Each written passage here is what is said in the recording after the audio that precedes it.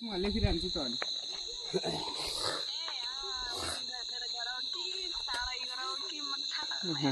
त्यही हो अब तिमीलाई थाहै छ 2 वर्ष वेटिङ हो मेरो त अहिले जति हुन्छ तिमी बिहे गर्छ भने गर हैन म पनि के खोज्दिन तिमीले बिहे गर्यो भने तिमीले पनि केही नखोज है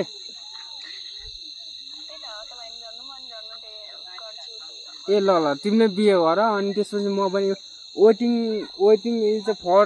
के भन्छ नि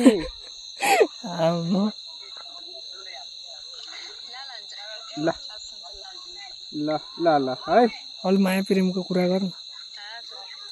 अनि त्यसपछि तिमीले जो केटासँग मन लाग्छ त्यहीसँग बिहे गर अनि त्यसपछि मेरो पनि त्यस्तै भइरहेछ अब तिमीले गरै खान सक्दैन भन्छौ कुनै पनि ठाउँमा ल ठिकै छ के छैन म पनि अर्कै हेर्ने छु अनि के तिमीले सोच्यौ होला अब कोहीले केटी पटाउन जस्तो लाग्छ मलाई चाहिँ हैन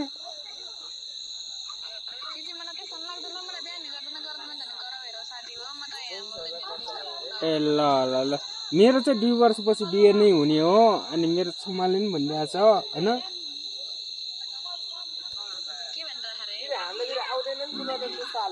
मेरो सम्हाले पनि अब 2 वर्षपछि बिहे गरौँ भनिरह